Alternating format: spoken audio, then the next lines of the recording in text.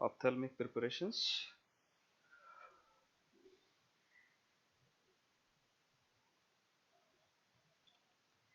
So just look at this image. You might be aware of various ophthalmic products which are currently available in the market. Here on the which is most acceptable by the patients, that is topical drug delivery system, and these are available in the drops type, eye drops. So eye drops is the most acceptable route of administration and easily can be taken by the patient. So that's why this is most popular in the ophthalmic preparations. So apart from topical, next administration is by means of intravitreal injections. So means by means of injection we can transfer the preparation directly into the vitreous fluid present in your eyes. And next one is the periocular administration, means adjacent to the eyes. So these are the three most popular type of administration in ophthalmic preparation, and out of this topical administration is the most famous because it is very acceptable by the patient. There is no need of any practitioner, nurses or doctor for the administration of topical preparation. So that's why topical administration are very popular. Apart from this, devices are also available, devices and implants. Devices means the contact lenses type of devices. Once you insert this contact lens, the drug delivery will be there maximum up to 1 month, or in some cases maybe up to 6 months also. So it is drug delivery is also available in the form of devices also. So devices is the novel type of drug delivery system. So novel drug delivery again very good, and it is very much acceptable by the patient because there is no need to remind the doses, no need of any practitioner, nurses or doctor. So that's why novel drug delivery in terms of the ophthalmic devices are again very popular. Then how will you define the ophthalmic preparations? As we discussed the various routes of administration of ophthalmic preparation, topical, intravitreal, periocular, or by means of devices also.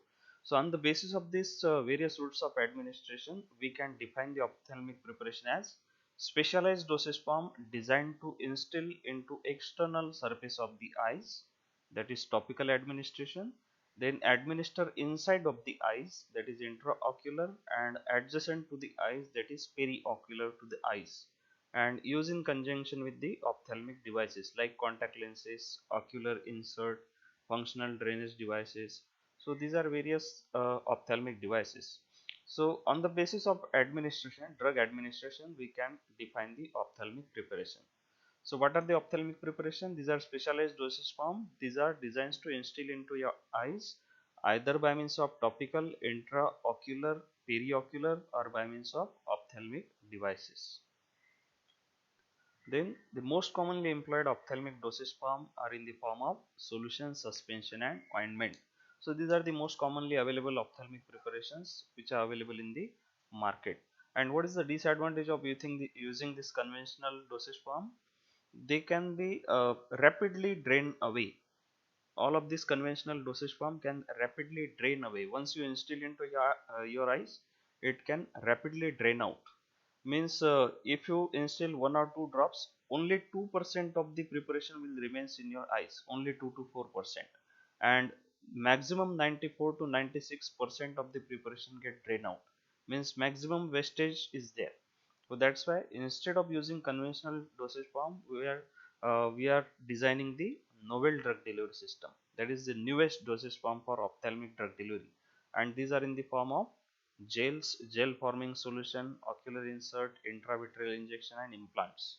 So once you insert this type of preparation, there will be no wastage of preparation, and it will releases the drug continuously for maximum up to 30 days or up to 180 days. So this is the advantage of newest or novel type of drug delivery system.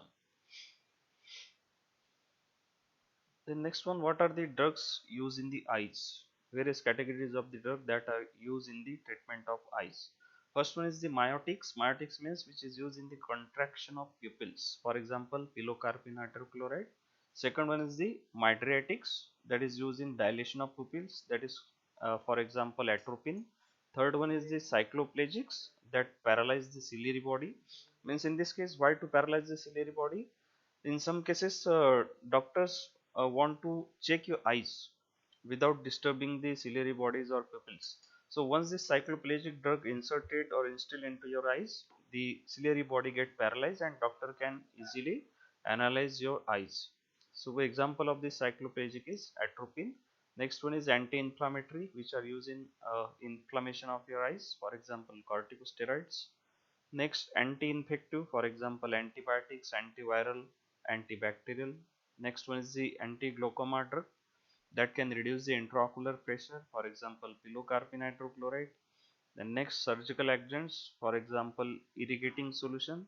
Surgical agents means when patient undergoing surgery, eye surgery, at that time your eyes must be irrigate continuously, because without surgical agent or without irrigating solution your eyes may get dry completely and patient may feel irritation. So in order to prevent the irritation, or in order to keep your eyes continuously wet, so for that purpose we are instilling the irrigating solution. Then next one is the diagnostic drug, that is sodium fluorescein. Diagnostic drug means if doctor want to check the functioning of your eyes whether it is working properly or not, for that purpose we are using sodium fluorescein. Once you instill the sodium fluorescein, it will start to penetrate deep inside of your eyes, and that can be easily observed when your eye is exposed to the radiation. So once your eye is exposed to the radiation, we can check the penetration of the sodium fluorescein inside of your eyes. The next one is the anesthetic, that is tetracaine. So in case of eye surgery, your eyes need to get anesthetized, and for this purpose we are using the anesthetic drug, for example tetracaine. So these are the various categories of the drug that are available in the treatment of your eyes. Anatomy and physiology of eyes, starting from the sclera. Sclera is the white of eye, it is also called as white of eye. And next to the sclera, that is iris, which gives color to your eyes. Some people are having blue color iris, blue color eyes, or brown color, black color eyes. So this color is given by the iris. Next one is the cornea. Cornea is the transparent layer present in your eyes, and light first have to cross this cornea. The next one is the pupil. So pupil will adjust the light into the eyes. Pupil may contract or relax. So on the basis of intensity of light, this pupil will adjust its diameter. If you are entering in a high intensity area, means outside, at that time your pupils will get contract, because at high intensity of light this pupil will contract and it will prevents the maximum entry of light into the eyes. And in case of dark, once you enter into the dark, at that time pupils will dilate and it will allows the maximum entry of light, so that you can get the clear vision. Next one is the lens. So lens is also contracting or relaxing, and based on the contraction and relaxation of the lens, uh, light will enter onto the retina. So lens will adjust the transferring or refraction of light up to the retina. The next one is the conjunctiva, which is the junction of your eyelid and sclera. Next one is the vitreous, it is the viscous fluid which is present in your eyes. Next one is the choroid. Here you can see yellowish layer is there, and this choroid mainly contains the blood vessel which gives nourishment to your eyes. Next one is the optic nerves. So what is the role of this optic nerve? Whatever the image is there, whatever the image you can see, that first whatever the light enter into your eyes, that light get converted into the impulse, and that impulse will forwarded to the brain by means of optic nerve, and at the brain actual image will be visualized. The next one is the macula. Macula is the point at which there is highest concentration of cone and rod shaped structures. So at the macula there is the highest clear vision. Next one is the retina. Retina is the backside of your eyes where the light get converted into electrical impulse, which is forwarded by the optic nerves up to the brain. So this is the anatomy and physiology of your eyes. Next one is classification of ophthalmic drugs, mainly classified into liquid, semi-solid, solid and intraocular dosage form. And what are the liquid dosage forms? These are again of four types: solution, suspension, powders for reconstitution, and last, sol to gel system. Sol to gel means initially it will be available in solution type. Once you instill into oil, once you instill into your eyes, it get converted into gel type of system. Next one is the semi-solid dosage form, that is available in the form of ointments and gel. Next one is the solid dosage form, that is ocular insert and ocular lenses. Means these are the devices which are available for inserting into your eyes. Next one is the intraocular dosage form, that is injection, irrigating solution, and implants. So these are the various ophthalmic drug delivery systems which are available for treatment of your eyes. Next one is formulation consideration. Ophthalmic preparation should possess the following properties, that is clarity. Clarity means it must be free from all visible particles. Stability, your solution, whatever the preparation you are using, that must be stable up to its expiry period. If the expiry period is of 2 to 3 years, then your preparation must remain stable up to that stated period. Then the sterility. Sterility means it must be completely free from all viable microorganisms. Then solution pH. This is very important criteria. Your pH of your lacrimal fluid or eyes is almost neutral. It is around 7.4. And if unequal pH solution entering into your eyes, then it may causes the irritation. If you are instilling the solution or of the ophthalmic drop which is having pH of about 3 or 4, so in that case it may causes high irritation into your eyes. So that your preparation must be having same pH as that of your eyes. Next one is the buffer and buffer capacity. So buffers that can resist the change in pH. So if you want to maintain the constant pH in your preparation, in that case you have to add the buffers. Next one is isoosmoticity and isotonicity. Means the pressure isoosmoticity means that is the concentration, ionic concentration, and isotonicity means the tone, same tone or the same pressure must be present. Preservatives that can prevent the microbial growth, then antioxidant that can prevent the oxidation of your drug, then viscosity, etc. So these are all the formulation consideration. Means this point must be considered before preparing your final preparations. So let us discuss one by one. First one is the clarity. So all ophthalmic preparation should be clear and free from foreign particles, fibers, and filaments. So whatever the ophthalmic preparations you are using, that must be free from all visible particles. So what happened if there is a presence of any particles?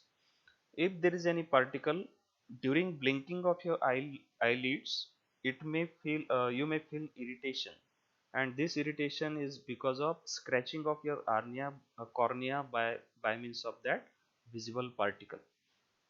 So that's why your preparation must be free from all visible particles, because this particle can causes scratches on your cornea, and after, if you are not going under treatment, then you may lost your vision permanently.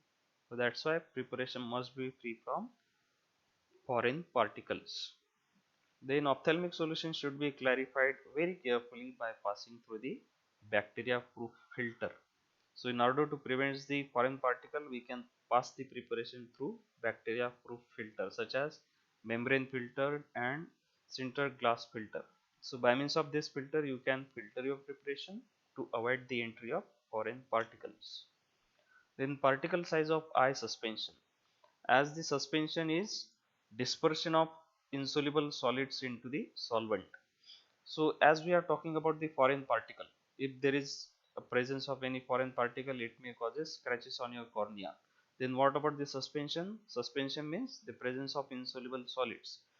So when we are talking about the eye suspension, in that case particle size must be less than the limit specified by the pharmacopoeia. If the particle size present less than the limit specified, in that case it will not causes any harmful effects to your cornea. So that particle size must be as per the pharmacopoeia. then a separate filter should be used for the different ophthalmic product in order to avoid the contamination. So if you are going to filter the different type of solution or the different type of ophthalmic product, in that case separate filter must be utilized for separate product, so that one product may not causes contamination in another product. So that's why separate filter must be used for all times. Next one is the stability. Stability, which depends on the number of factors, including the nature of drug substances, product pH, method of preparation, additives, and the type of packaging. So all of these factors will decide the stability of your preparations. Then manufacturer conduct the stability program to assure the assigned expiration dating of each product. In every industries there are some stability programs, long-term stability, short-term stability, accelerated stability studies. So different stability programs are there. So in this program we are going to assure the expiration date.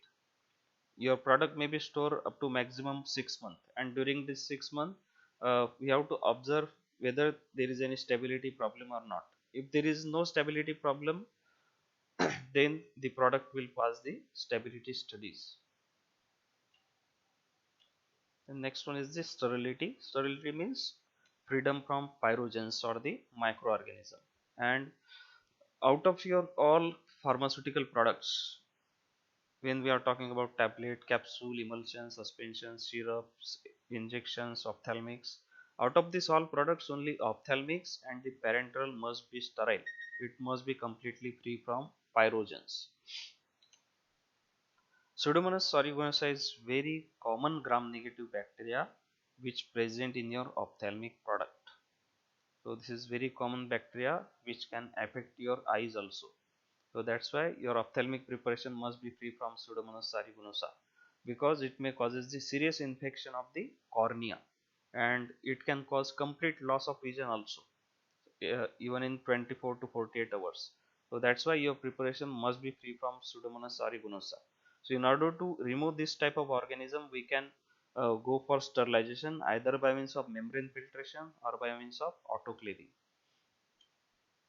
Then to maintain the sterility, especially in case of multiple dose container, a suitable preservative is added. Multiple dose container means when we are talking about the eye drops. So eye drop is one of the multiple dose container. Why it is called as multiple dose container? Because we have to take the multiple doses from same container. If you are using a eye drop, in a day 2 to 3 times you have to take the dose, and in this way for a month continuously you have to use the same container. So means what does it mean? When the same container you are utilizing, there is maximum chances for microbial contamination. Whenever you are taking a dose, at every dose there is chances for contamination, and that's why multiple dose container must contain a suitable preservative, so that it will prevent the growth of microorganism. Preservative should be non-toxic, non-irritant, and should be compatible with the medicaments. Whatever the preservative you are using, whatever it may be, suppose benzalkonium chloride, uh, butylated hydroxytoluene, butylated hydroxyacetate, whatever you are using, that must be non-toxic with your drug, non-toxic, non-irritant to your eyes, etc., etc. Then the ophthalmic products are generally sterilized by means of autoclaving, filtering through bacteria-proof filter, and addition of bactericides at low temperature. So we can sterilize your product by means of moisture sterilization or by means of filtration. So in this way we can prevent the entry of microorganism, or we can prevent the growth of microorganism in your final preparations. Next one is solution pH. The pH plays very important role in therapeutic activity, solubility, stability, and comfort to the patient. So that's why pH is very important. So if you touch your fingertip, I think there is echo. Hello. So if you touch your fingertip to your eyes, you may feel irritation. So why there is irritation when you touch your eyes with the fingertip? because your fingertip contains the sweating, and this sweating contains the lots of amino acids which is having unequal pH as that of your lacrimal fluid, and that's why you may feel irritation once you touch your eyes with the fingertip. So that's why the pH must be same in order to avoid the irritation or from patient comfort point of view. So if the fingertip is having same pH as that of your eyes, at that time if you insert your finger into your eyes, at that time there will be no irritation. So irritation is just because of the unequal pH. Tears have pH as about 7.4, and tears will rapidly restore the normal pH value of the eyes. The normal pH is about 7.4. So if you are installing the eye drop which is having pH of about 5 to 5.5, means unequal pH. Once you insert this type of unequal pH type of eye drop, at that time your eyes get rapidly restore the normal pH. Once 5.5 eye drop is inserted, it will be rapidly adjusted by your eye itself around 7.4. So that's why it is normal tendency of your eyes to adjust the pH. Whatever the unequal pH solution you are instilling, that will be easily restored by your eyes itself, because your eyes also contain some buffering agents, so that can also resist the change in pH of your eyes. So that are the natural buffers which are going to maintain the pH of your eyes. Then alkaline salt solution, if you are using, that are stable at pH only 2 to 3, and if you are going to prepare eye drop of this type of alkaloid salt, at this time it may causes very severe irritation in your eyes. You can see the difference in pH. Tears are having the pH of 7.4 and alkaline salt solution of about 2 to 3. So there is huge difference in the pH. So if you are instilling this much pH eye drop, it will causes severe irritation in your eyes, and at that time it may damage your cornea, and patient may also lost his vision. So that's why we have to adjust the pH.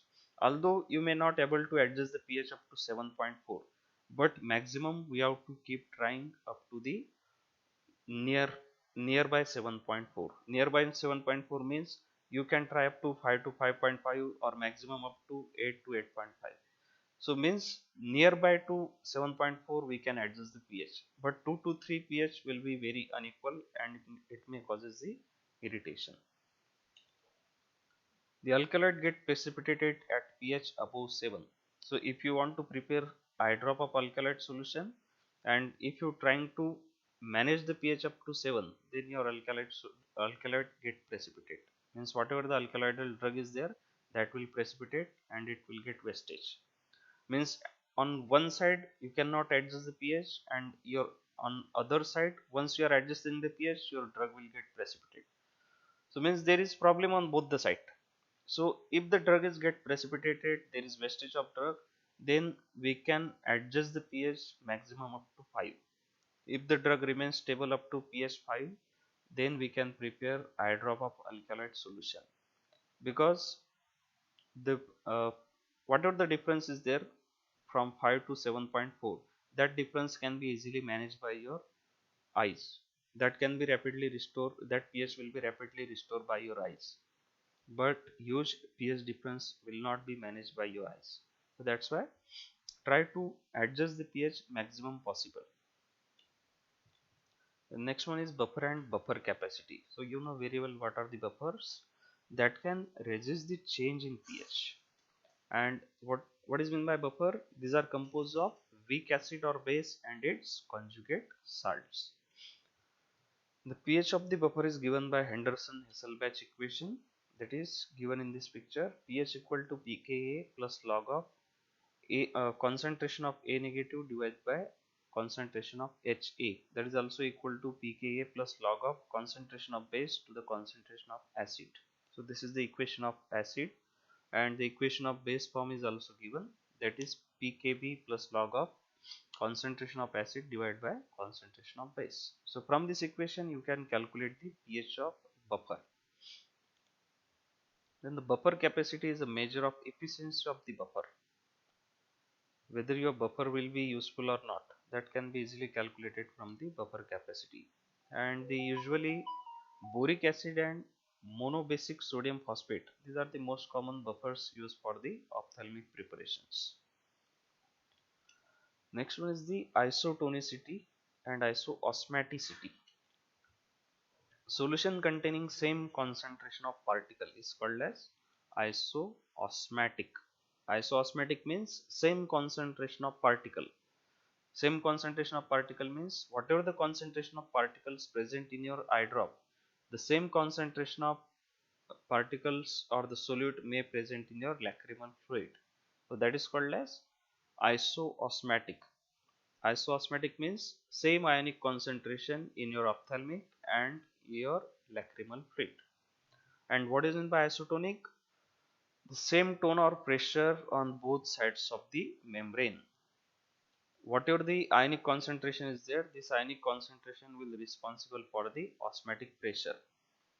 And if osmotic pressure present in your eyes and osmotic pressure present in your eye drop, if both are same, then it is called as isotonic. I hope you understood the term isoosmotic and isotonic. Isoosmotic means same ionic concentration on both sides. Isoosmotic means same ionic concentration, and isotonic means same osmotic pressure on both sides of the membrane. Isoosmotic is the same number of particles on both sides of the membrane. Here in this image you can see on the right hand side a beaker contains same ionic concentration on the both sides. So if same number of ions present on the both sides, this is called as isoosmotic. Isoosmotic means same concentration on both sides, and this concentration of ions will creates the osmotic pressure. If ionic concentration is same, it means it will create same osmotic pressure. And if same osmotic pressure present on both sides, that is called as isotonic. On the left hand side you can see there is high concentration present on one side of the membrane and low concentration of ion present on right side of the membrane. Here you can say this solution is hypertonic and this one is hypotonic, and this condition is not isoosmotic, and as it is not isoosmotic, so that's why it will not give same osmotic pressure on both sides. Here in this image you can see the effect of isotonicity, hypertonicity and hypotonicity. If the solution is isotonic, isotonic means same osmotic pressure on both sides of the membrane. So if the solution is isotonic, means same ionic concentration present in your RBCs and the fluid. If the ionic concentration is same, at that time osmotic pressure will also same and your RBCs will remains as it is. It will remains in natural form. So if the ionic concentration is less, at that time more and more fluid will enter into your RBCs. If the ionic concentration present in your RBCs is less, at that time solution will enter inside your RBCs and RBCs will swell. So this type of condition is called as hypotonic. And if the ionic concentration present in the solution is more as compared to the RBCs, that type of condition is called as hypertonic. Hypertonic means more, hyper means more, tonic means pressure, means external pressure is more because of high ionic concentration. So because of this high osmotic pressure, your RBCs will get rupture. So 0.9% of NaCl, sodium chloride, is isoosmotic with the blood and tear. If we are talking about 0.9% NaCl, 0.9% NaCl means 0.9 gram of NaCl dissolved in 100 ml of water. That is called as 0.9% NaCl. So this solution is said to be isoosmotic with your blood and also isoosmotic with your tears. Isoosmotic means there is same ionic concentration in the sodium chloride solution and same ionic concentration in your blood. That is called as isoosmotic. Okay, second example is 2% solution of boric acid. As 0.9% NaCl is isoosmotic, in the same way 2% solution is also isoosmotic with the blood. but it not be isotonic with the blood, but isotonic with the tears. You getting the difference? 2% boric acid solution is isoosmotic with the blood. Although it is isoosmotic, it is not necessary that it will be isotonic. In case of blood only, I am talking about the blood. The 2% boric acid solution, if it is isoosmotic, it is not necessary that it will be isotonic, because your RBCs sometimes may not behave as a semi-permeable membrane. The membrane of your RBCs may not be ideal semi-permeable membrane. So at that time there may be permeation of ions through the membrane. So because of this, isoosmotic solution may not be isotonic. But this 2% boric acid solution is isotonic with your tears. All the solute including drug contribute to the osmotic pressure of eye drop. Whatever the solutes you are using, means first solute is your drug. So apart from the drug, you need to adjust the pH, you need to add some preservative, you need to add some chelating agent. So whatever the ingredients we are going on adding, so all of this ingredient will contribute to osmotic pressure. More and more solutes you add, the osmotic pressure will goes on increasing. So that's why while designing the eye drop, we must have to think about the osmotic pressure also. Next one is the preservative. Preservatives, these are only included in multiple type of dosage form. Where in this image you can see multiple type of eye drop, that is Ocumox. Ocumox, or you can consider any type of eye drops. So any type of the eye drop is an example of multiple dose container. So only multiple dose container will contains the preservatives, and preservatives are not included in unit dose packages. Here you can see unit dose ophthalmic packages. This is made up of soft gelatin capsule. So this type of soft gelatin capsules are available in the market. So if you are suffering from redness or irritation of your eyes, then you can purchase this type of soft gelatin capsule, which is made up of chloramphenicol. Chloramphenicol eye ointment is there inside of this soft gelatin capsule. So just you have to break the soft gelatin capsule at this narrow elongated end and simply insert in into your eyes. So when you are going to break this elongated tube, you have to always make using you have to use only the sterilized scissor. You cannot cut this by using your nails, because your nails may contain the lots of microorganisms. So that's why this elongated tube must be broken by using only sterilized scissors.